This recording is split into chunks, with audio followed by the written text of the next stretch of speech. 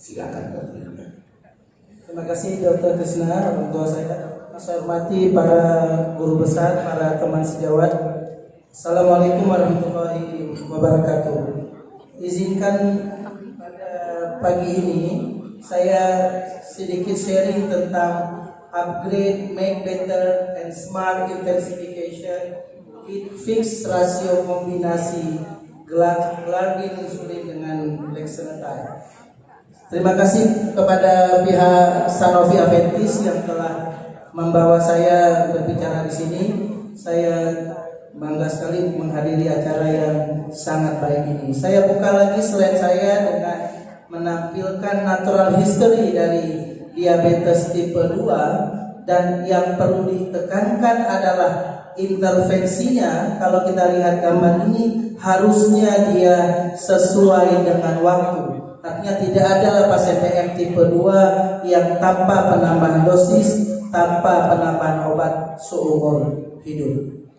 Ini guideline terbaru dari AACE 2020. Kita lihat sama benar dengan apa tadi yang sudah dipaparkan oleh Profesor Askandar. Ternyata di samping melihat A1C, kita juga harus melihat resiko chronic kidney disease. Kemudian adanya heart failure, baik freezer heart failure maupun heart failure yang di bawah 40%. Dan apabila itu terdapat kondisi tersebut, ternyata pilihan obatnya menjurus ke SGLT2 atau GLP-1 reseptor agonis. Ini beberapa modalitas terapi oral. Kita tahu bahwa terapi oral punya keterbatasan, dia punya kepatuhan yang tidak begitu baik. Kenapa? Karena memang dia di samping menurunkan HbA1c yang sangat baik, dan ada juga yang biasa saja, dia punya adverse event, dia punya resiko hipoglikemi, dia punya kemampuan menaikkan berat badan, dan tentu dia kadang-kadang dengan harga yang tidak murah. Ini penelitian yang sangat baik. Dia lihat ternyata baik pada wanita dan pada pria, ternyata penggunaan monoterapi itu cuma yang tercapai HbA1c-nya sangat rendah. Bagaimana dual terapi? Bagaimana triple terapi? Bagaimana pada saat penggunaan lebih dari 3 obat? Ternyata capaian HbA1c-nya juga masih rendah. Terkadang kita berlama-lama di dual kombinasi, kadang-kadang kita berlama-lama di triple kombinasi, dan kadang-kadang sampai lebih 5 tahun. Padahal butuh intensifikasi dengan modalitas lain. Sekarang real world study tentang waktu penggunaan basal insulin kelihatan sama. Ternyata capaian HbA1c di bawah 7 hanya bertahan cuma 12 bulan. Setelah itu kayaknya kita punya modalitas pendamping, kita butuh obat pendamping atau malah menaikkan dosis basal insulin. Tapi dilema, kalau kita menaikkan dosis basal insulin, ternyata penurunan A1C-nya tidak sebanding dengan resiko hipo yang kita akan dapat. Oleh karena itu kelihatan butuh obat baru, butuh modalitas baru, inovasi baru untuk mendampingi basal insulin. Ini beberapa indikator kapan kita butuh tambahan terapi pada saat sesudah menggunakan basal insulin. Yang pertama, A1C yang tetap tinggi.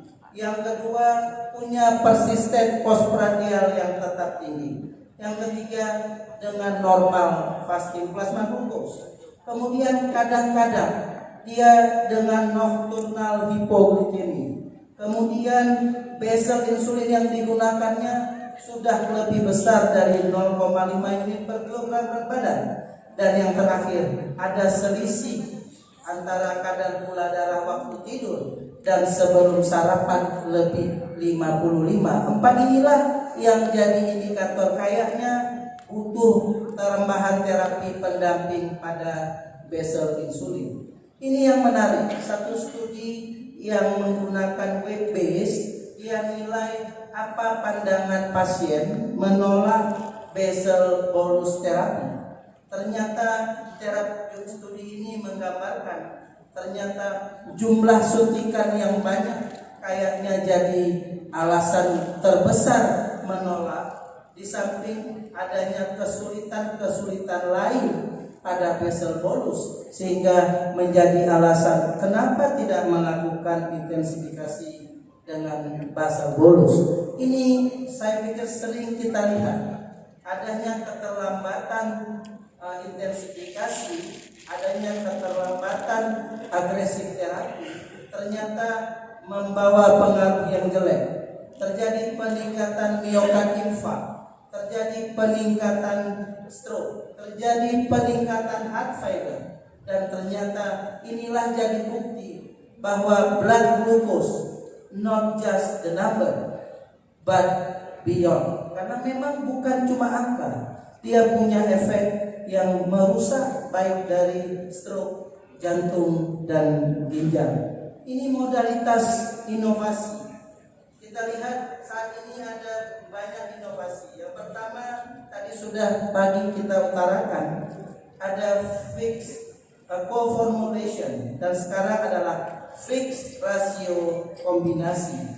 Dan ini sangat baik, fixed rasio kombinasi glargin insulin dengan lexenatide.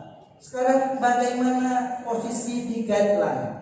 Ini guideline intensifikasi insulin pada AACE 2020. Kelihatan bahwa apabila glycemic control tidak tercapai pada saat sudah menggunakan basal insulin, baik pada saat HbA1c di atas 8 maupun pada saat sudah melakukan maksimal dose dengan basal insulin, ternyata penambahan GLP-1 reseptor agonis jadi pilihan utama yang ditambahkan dengan basal insulin. Ada 2 obat lagi yang disebut, dan ini baru, ternyata SGLT2 inhibitor dan DPP4 inhibitors ternyata bisa juga digunakan sebagai penambah basal insulin sebagai modalitas intensifikasi kontrol gula darah. Ini yang nanti kita akan lihat bagaimana melakukan kombinasi GLP-1 reseptor agonis dengan basal insulin pada diabetes tipe 2. Obat ini bukan obat baru. Obat ini cuma inovasi baru. Dalamnya 2 obat lama yang sudah ada. Yang pertama adalah insulin glargin. Dia merupakan prototipe insulin yang mencoba meniru seperti pankreas.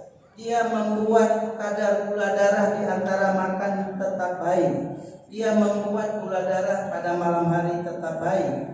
Karena memang dia punya 2 fungsi. Yang pertama memaintain fasting plasma glucose, dan dia memprovide insulin level di antara makan. Ini yang saya tampilkan terjadi karena memang kerja glargin adalah menurunkan hepatic glucose production yang ujungnya menurunkan gluconeogenesis, dan pada akhirnya dia jadi modalitas yang sangat baik dalam menurunkan fasting plasma glucose. Bagaimana lexenatide? Lexenatide juga obat lama, bukan obat baru. Lexenatide tadi apa yang diutarakan oleh Profesor Dharma merupakan incretin based terapi yang aktif pada diabetes tipe 2, tapi dia punya waktu paruh yang pendek. Dia dirusak oleh DPP4, kemudian enzim yang merusak GLP-1. Sedangkan apabila kita berikan GLP-1 yang resisten terhadap enzim DPP4, maka dia jadi modalitas terapi pada diabetes tipe 2. Sekarang ada banyak GLP-1 reseptor agonis, baik yang long acting maupun yang short acting. Yang membedakan cuma satu tadi apa yang diutarakan oleh Prof. Dharma, bahwa yang short acting reseptor agonis ternyata dia punya efek pengosongan lambung yang lebih baik. Ini beberapa tempat kerja dari GLP-1 reseptor agonis, baik pada sel lemak, ginjal, otot, kemudian otak, kemudian pankreas. Kita tahu GLP-1 reseptor agonis itu punya reseptor G protein coupled receptor. Dia bekerja meningkatkan sekresi insulin, menurunkan glukagon sekresi, meningkatkan sensitivitas insulin, menstimulus beta sel proliferasi, menghambat beta sel apoptosis. Ini bukti kalau kita berikan lexenatide, ternyata pengosongan lambungnya itu lebih baik dibandingkan placebo, walaupun diberikan sebelum makan pagi. Ini juga bukti baik, ternyata dia punya banyak efek. Setelah dia berikatan dengan G protein coupled receptor, dia punya efek terhadap metabolik, dia punya efek baik terhadap otak, dia punya efek baik terhadap jantung, dia juga punya efek baik terhadap pankreas dan liver. Ini yang membuktikan bahwa short acting GLP-1 reseptor agonis ternyata lebih dominan bekerja pada postprandial hiperglikemi. Ini yang jadi alasan kenapa dia sangat baik digabung dengan basal insulin, karena basal punya modalitas, punya kerja menurunkan fasting plasma glukos. Ini yang tadi diutarakan oleh guru kita Profesor Iskandar. Ginjal juga jadi fokus. Kalau kita lihat, kalau perbedaan ginjal orang sehat, kemudian orang diabetik nefropati, ini terjadi perbedaan tekanan afren dan efren, dan ternyata penggunaan GLP-1 reseptor agonis ini meningkatkan tekanan efren dan menurunkan tekanan efren, yang justru akan men-preserve diabetik nefropati sehingga tidak menjadi diabetik nefropati yang end-stage renal disease. Ini yang jadi question mark. Ditanya, kenapa long acting GLP-1 reseptor agonis yang menjadi pilihan pada guideline? Saya masih tampilkan dua-dua punya CVOT study. Ada lexenatide, ternyata dia juga punya CVOT study, dan hasilnya berdasarkan NICE guideline dia non-inferior. Oleh karena itu, kalau kita melakukan pemilihan terapi dengan menggunakan GLP-1 reseptor agonis, sebaiknya gunakan yang tidak memperburuk cardiovascular disease. Sekarang, bagaimana kombinasi antara insulin glargin dengan lexenatide? Dia punya komplement terapi. Yang satu kerja GLP-1 reseptor agonis di otak, pankreas, GI tract. Kemudian yang sebelah lagi tempat kerja basal insulin di liver, di lemak, dan di otot. Oleh karena itu ini jadi duet yang sangat baik, menurunkan postprandial dan menurunkan fasting plasma glukos. Ini dia mekanismenya. Kita tahu insulin glargin yang dikombinasi adalah insulin glargin 100 unit per mili, bukan insulin glargin yang 300 unit per mili. Sedangkan lexenatide adalah short acting GLP-1 reseptor agonis yang kerjanya diberikan juga 1 hari, dan dia bisa menurunkan postprandial plasma glukos, sedangkan glargin bisa menurunkan fasting plasma glukos. Bagaimana berat badan? Ternyata lexenatide bisa menurunkan berat badan. Dia bisa mengcounter efek negatif dari glargin insulin yang meningkatkan berat badan. Dia bisa membantu menurunkan resiko hipo yang dimiliki oleh glargin. Jadi saling melengkapi. Oleh karena itu tidak salah kalau saya sering rangkumkan bahwa kombinasi fixed ratio ini punya beberapa manfaat. Yang pertama, dia bekerja sesuai patofisiologi. Yang kedua, dia punya target menurunkan fasting dan prostaglandin. Kemudian diberikan single injeksi, aman, resiko hiponya kecil, kemudian mudah dititrasi, dan yang terakhir dia mudah mencapai glycemic control yang baik. Sekarang bagaimana melakukan inisiasi? Di Indonesia ada 3 jenis fixed ratio kombinasi. Yang pertama adalah insulin glargine lexenatide dengan rasio 2:1. Kalau kita gunakan 2:1, ini kita mulai dengan 10 unit, maksimalnya 40 unit. Kalau kita gunakan kombinasi glargine dengan lexenatide dan kita menggunakan rasio 3:1 yang pennya berbeda, kita mulai dengan 30 unit. Sedangkan Ideglira ini adalah kombinasi dengan long acting GLP-1 receptor agonis dan Degludec, kita biasa mulai dengan 10 unit. Ini satu studi landmark. Dia kita sebut dengan Rixian study. Dia gunakan pada orang yang gagal terapi oral, tetapi metforminnya boleh disambung kembali. Jadi yang dihentikan adalah obat lain selain metformin dan diberikan lexenatide. Apa yang didapat?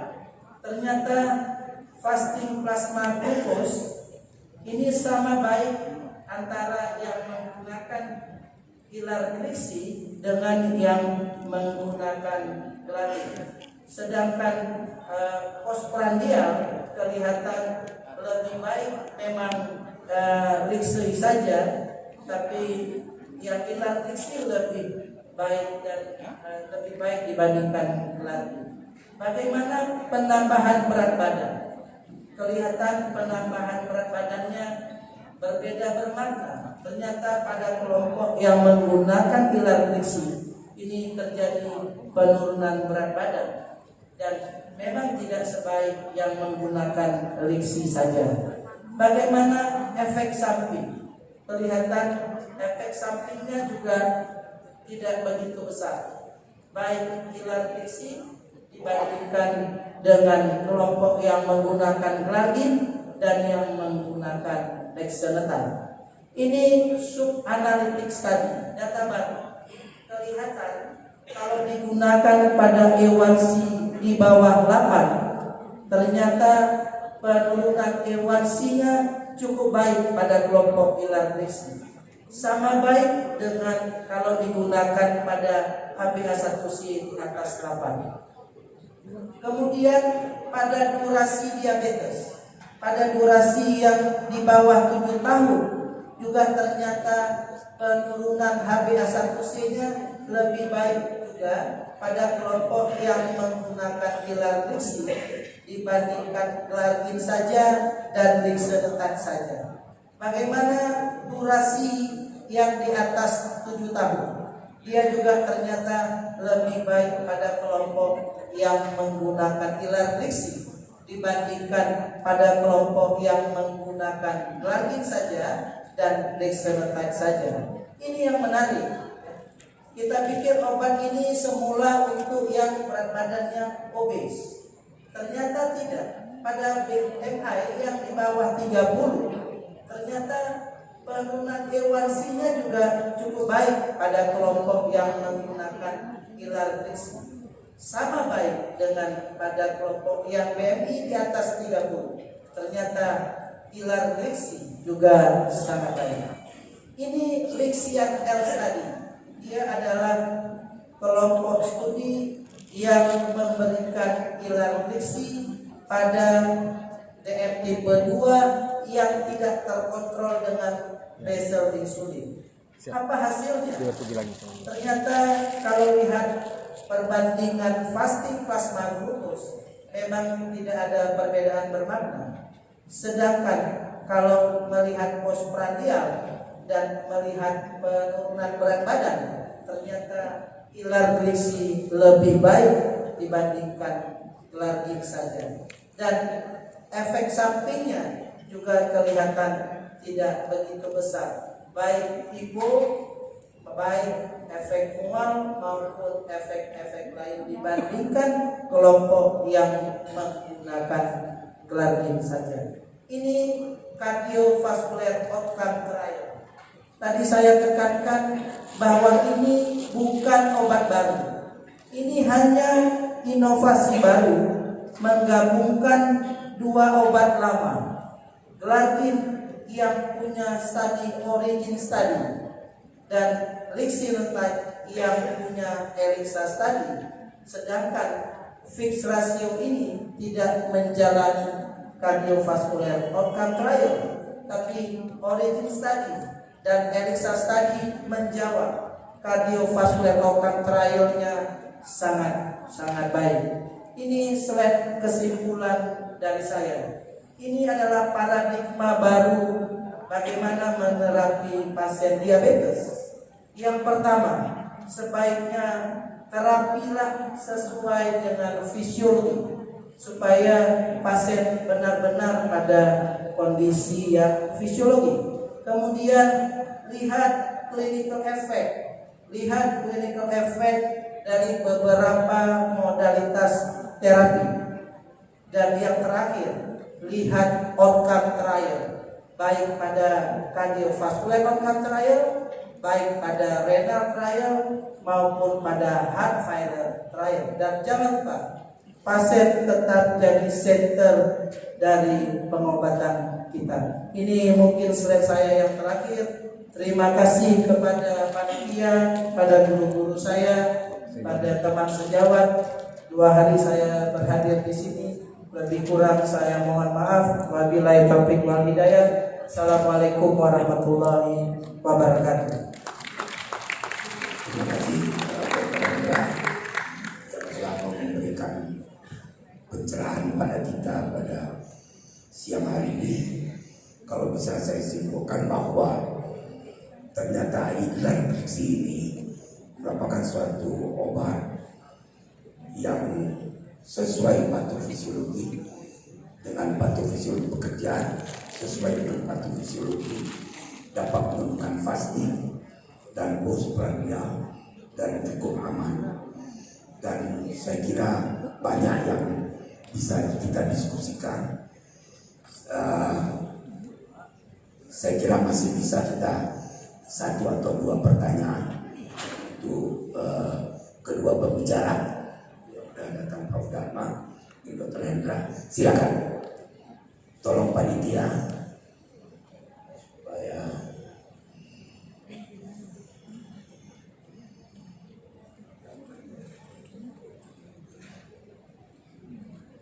tidak ada yang bertanya.